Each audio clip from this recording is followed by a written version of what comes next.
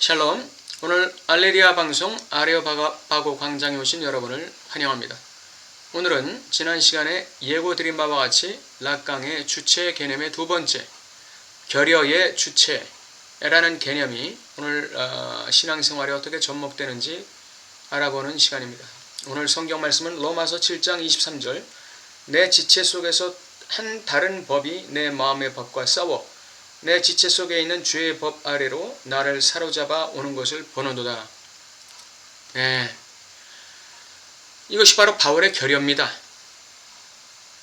자기가 예수님을 만나고 엄청난 영적 경험을 하고 영적 엑스타시, 영광의 체험을 무수하게 했음에도 불구하고 자기 안에서 자기를 죄의 법 아래로 사로잡아 오는 그런 자기 안에 있는 실제를 보고 있다는 것입니다. 이것이 인간의 탁월함입니다. 인간이 여타 피조물과의 큰 건널 수 없는 강이 바로 이 부분입니다. 결여를 본다는 것이죠. 자신 안에 있는 연약함을 볼 수 있다는 것이죠. 어린아이가 엄마와의 상상적 이자관계, 다른 말로 하면 절대적 의존 단계에서 주체는 소외된다고 그랬죠. 그런 단계에서 아이는 엄마와의 지고의 향유를 누리다가 어느 시점에 자기 마음에 들지 않게 하는 엄마의 실수나 태도의 부적합함이나 눈빛이나 목소리에서의 짜증이나 이런 것을 발견하기 시작합니다. 그러면서 아이는 엄마의 결여를 지각하기 시작하는 것이죠.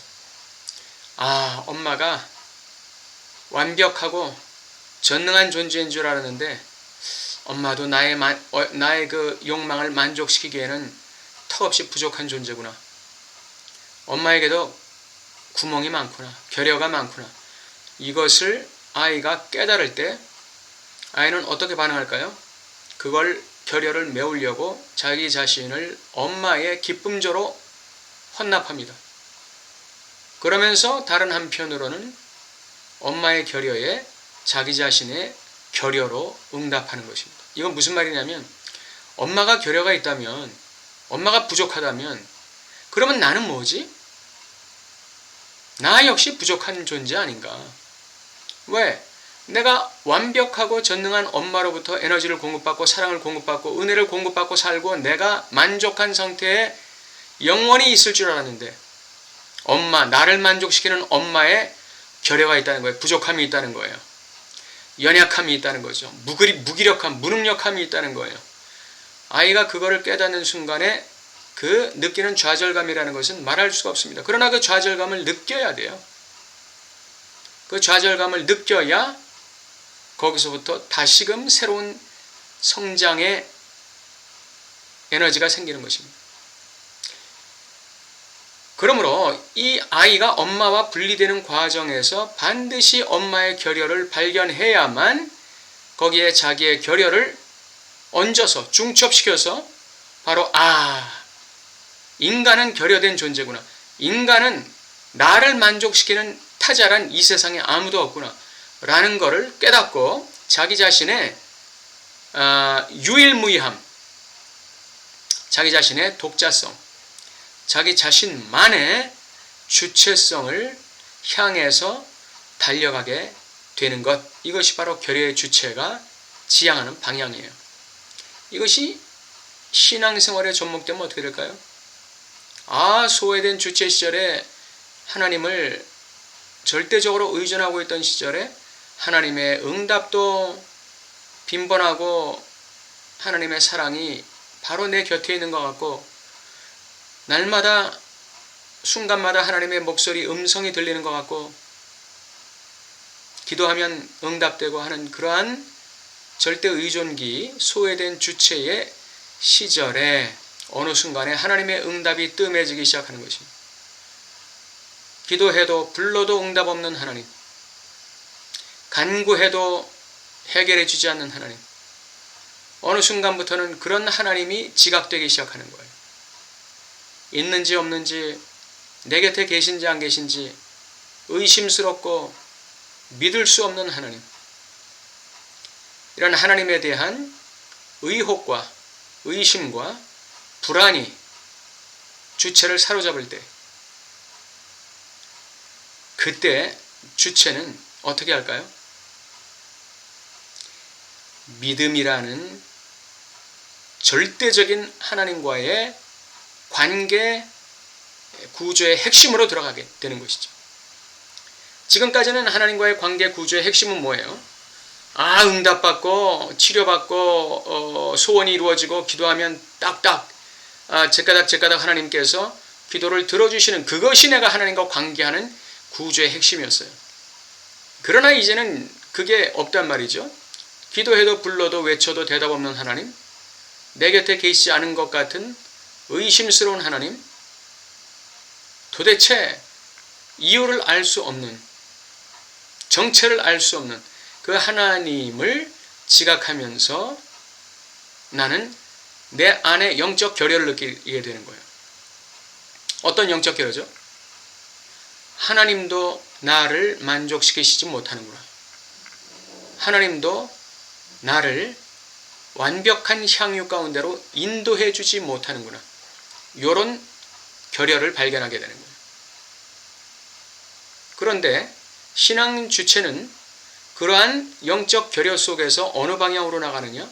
바로 하나님의 말씀에 근거한 믿음으로 방향을 잡게 되는 것입니다. 이것이 결여의 신앙 주체예요. 결여의 신앙 주체라는 것은 하나님께 실망하는 주체입니다. 하나님의 사랑에 실망하고, 하나님의 은혜에 실망하고, 하나님의 인도하심에 대한 확신에서 실망하고, 나에게 평안을 주시고 기쁨을 주시는 하나님의 그 따스한 보살핌에서 실망하는, 좌절하는 그 주체가 바로 결의의 신앙 주체예요. 그럴 때 신앙 주체는 나 이제 교회 안 다녀, 이제 하나님 안 믿을래, 이렇게 할 수 있나요? 못하죠. 굉장한 고통 속에 들어가는 것입니다. 하나님이 왜 이러시나? 내 인생은 앞으로 어떻게 돼야 되나? 내가 하나님 앞에 어떤 존재인가? 엄청난 의심과 의혹과 불안이 자신을 사로잡는 것이죠. 그러나 그러한 가운데서도 믿음을 지향하는 주체, 이게 신앙 주체예요.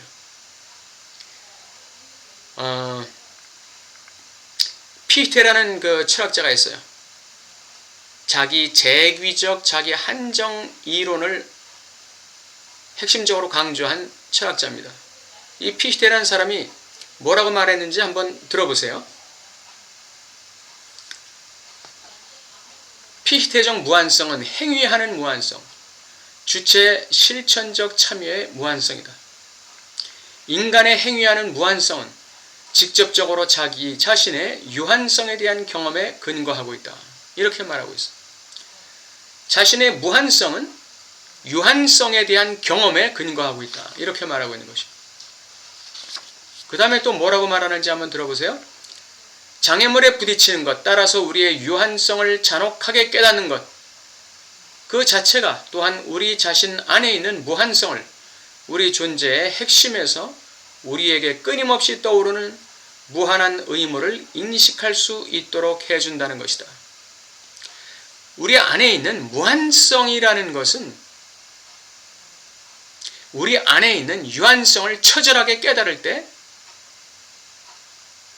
확보할 수 있다는 거예요. 오늘 성경이 뭐라고 말씀하고 있습니까? 내가 하나님을 기뻐하고 하나님이 즐거워하시는 의의 법을 따라가려고 하는데 나를 죄의 법 아래로 사로잡아 오는 그 무엇이 내 안에 있다는 것을 내가 지각하고 있는 거예요. 보고 있다는 거예요. 사도 바울은.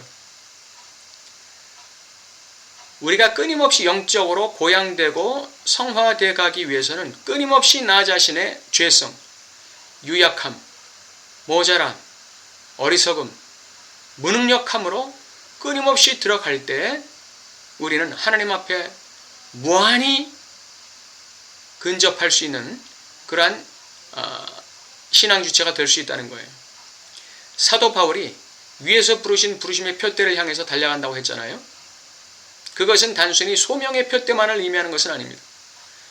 자기 자신의 자기됨, 나됨의 표대, 그리고 소명의 표대 모두 다를 포괄하는 개념이죠. 그런 사도 바울이 이런 고백을 했다는 거예요. 내 안에 나를 주의 법 아래로 사로잡아오는 그 또 다른 무엇이 있다는, 또 다른 내가 있다는 거예요. 비나, not I, 비나가 있다는 거예요. 내 안에 있는 나인데 비나, 내가 아니에요. 그 존재가 나를 끌어잡아 당기는 거예요. 어딜 성화되려고 그래? 어딜 주님 따라가려고 그래? 어디 진리를 따라 살려고 그래? 옛사람 모습 그대로 살아! 하고 나를 끌어잡아 당기는 게 있다는 거죠. 우리가 그것을 보고 그것을 대면할 때 우리는 무한성을 향해 나갈 수 있습니다. 성화를 향해 나갈 수 있어요. 예수 그리스도를 쫓아 더 고양되고 올라갈 수 있다는 것입니다. 오늘 결여의 주체란 그런 것이에요. 내 결여를 느끼면 느낄수록 우리는 그 결여를 채우기 위한 승화되고 고양되고 숭고한 주체가 되기 위해서 몸부림치게 되는 것이죠.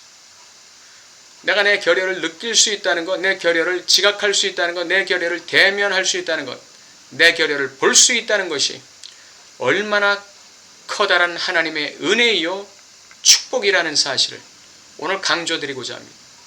나의 결여를 볼 수 있다는 것, 나의 못난 모습을 볼 수 있다는 것, 나의 부족하고 무기력하고 연약하고 어리석은 나 자신의 존재적 구멍을 볼 수 있다는 것, 이것이 진정한 은혜라는 것을, 이게 진정한 은혜라는 것을 오늘 강조드리고 싶습니다. 여러분의 신앙생활에 하나님의 은혜가 함께 하시길 바랍니다. 감사합니다.